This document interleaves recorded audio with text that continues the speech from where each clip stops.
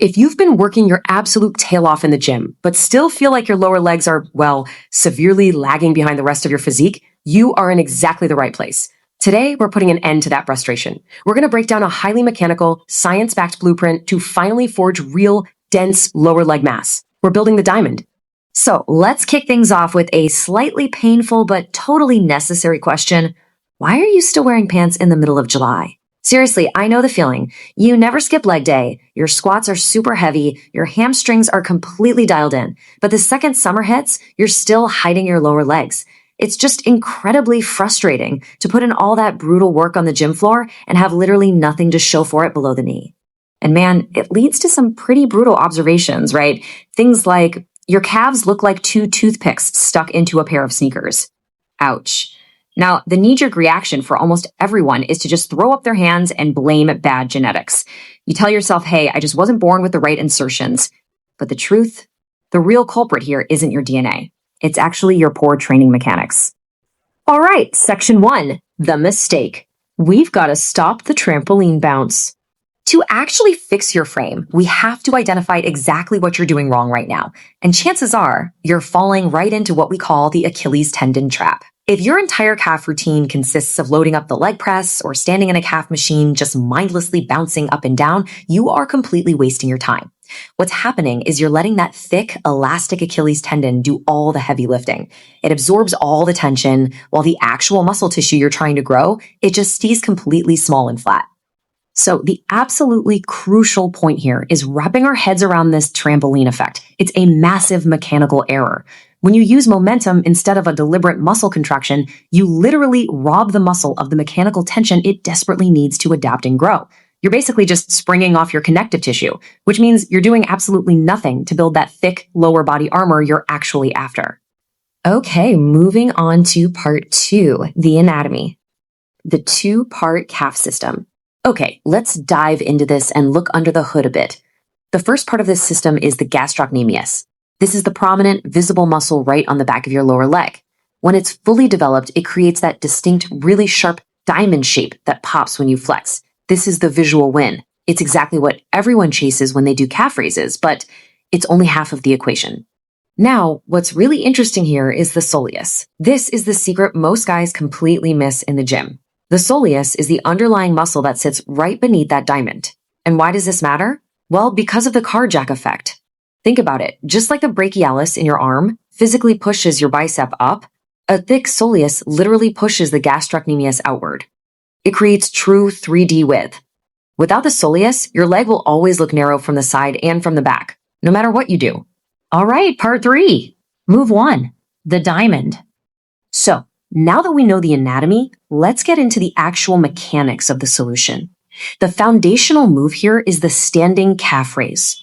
This is absolutely non-negotiable for building the gastrocnemius. But remember, to actually make this work, you have to completely abandon your old lifting habits. Because honestly, your current execution is exactly what's holding you back. And it really comes down to a choice in your execution. The wrong way is what we call summoning lightning. Fast, jerky, explosive yanks on the weight stock. The right way? It's pouring water. Controlled, heavy, and incredibly smooth.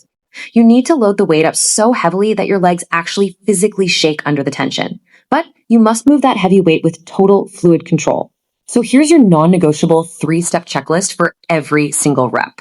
First, a heavily controlled negative as you slowly lower your heels. Second, a massive deep stretch at the very bottom of the movement. And third, a violently hard squeeze at the top. When you hit that top position, I want you to mentally focus on trying to make your heels physically touch your shins. That is the exact level of contraction we're looking for. But here is the real secret. It's the number 2. Yep, on every single repetition, when you reach that deep, painful stretch at the bottom, I need you to pause for exactly 2 full seconds. 1, 2. By forcing this complete dead stop, you instantly kill all of that Achilles momentum.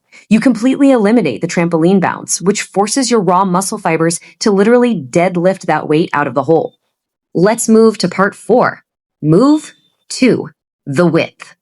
See, because standing raises alone won't magically cure those toothpick legs, we need to introduce the seated calf raise. For the vast majority of men in the gym, this is the ultimate missing link. If you want lower legs that look incredibly thick, even when you aren't actively flexing them, well, this move right here is your new best friend. There is just a beautiful biomechanical trick happening here. When you sit down and bend your knees to 90 degrees, your big diamond muscle, the gastrocnemius, physically goes slack. It just disengages. Because it crosses the knee joint, bending the knee literally takes it out of the movement.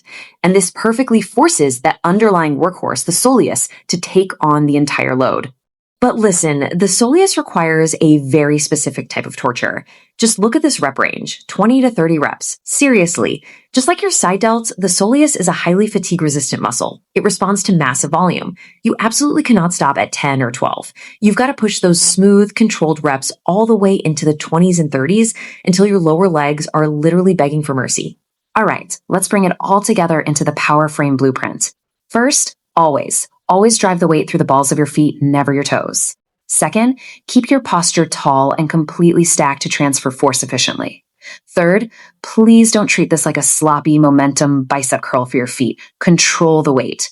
And finally, you need frequency. You've got to hit both the standing and the seated moves twice a week with absolute ruthless intensity. If you actually implement this mechanical blueprint, you will finally stop looking like you're sitting on toothpicks and you'll start building a true power frame from the ground up. So, I'll leave you with this. Are you ready to stop just chasing a bigger body and start building a significantly better shape?